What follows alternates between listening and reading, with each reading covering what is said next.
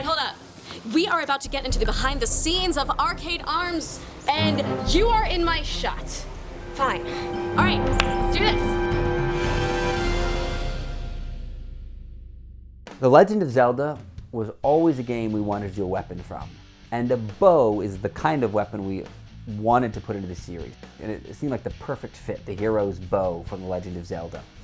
This was such a fun thing for us because what we wanted to show with this bow is not that it was a violent, crazy weapon, but this was a fun, fanciful weapon. The man who built our bow was this guy named Greg Anderson. He lives in Connecticut, was a true bowyer, a survivalist, right? Like this guy survived with lands for 7 months at a time. And that's what he decided he needed to start making bows, is because he needed to hunt food, because when you're surviving for 7 months, you need to eat. Really what I did was I used to live out in the woods, and I got as much as I could off of the land without a bow, because I didn't know how to make them back then. And I was eating mice and grasshoppers and roots and shoots and berries and leaves, and I was always hungry. And I could not get enough food to sustain myself. So out of frustration, I learned how to make bows the last time that I came back out of the woods, so that the next time I went in, I would be able to stay. But this makes all the difference when a deer walks by. And action, guys. So yeah, as we walk through these woods, this is the first...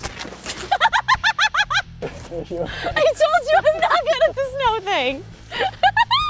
And that was one of the other crazy things about Greg, is he was this skinny looking guy who then takes that bow at the end when it's done and pulls it back and just shoots 3 arrows quickly. Well, just try pulling back a 65-pound bow and you're like, oh sure,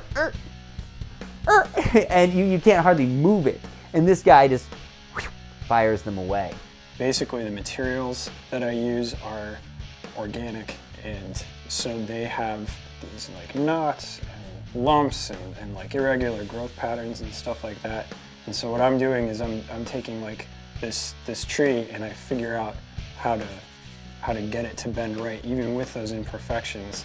And so it comes down to like an art form. So what I'm doing is kind of like, it's like I'm making a bow, but you can't just be a technician and make one of these bows. This is like art.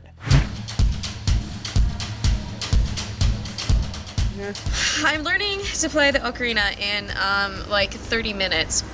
Because they were like, look at this cool thing that I have. And I'm like, it has 12 holes and the internet will know if I can't play it.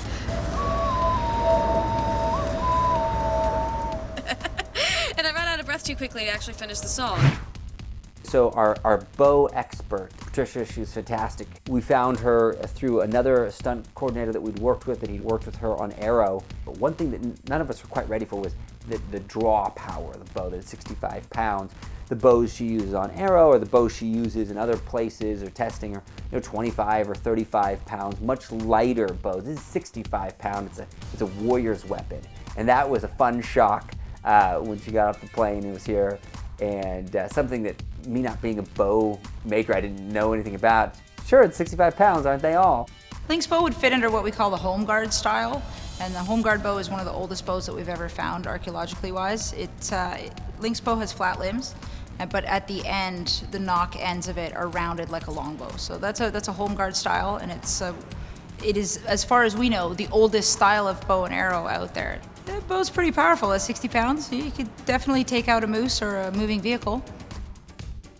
And one of the crazy things about shooting the bow was we were in this warehouse, right? But because of the draw strength of it, we had to be careful which wall we shoot it at, because these Bogdan arrows, these armor-piercing arrows, will punch right through the corrugated metal walls of this warehouse.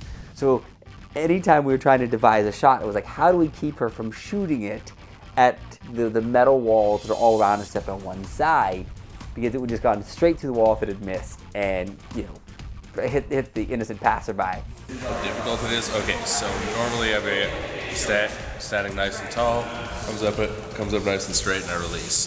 This added a whole new dimension of coordination that I've just never really had to use before. And it was super tough. And that bow, oh my god. That's a big bow. I could fight a bear and win with that bow. The more I realized how fun a bow was going to be and how fun it got to shoot, how fun it is on camera, and the exploding arrows and the flaming arrows, all those things came about, it became so much more exciting. And what a cool adventure making this bow was, and firing it and using it, and it's really an amazing feat.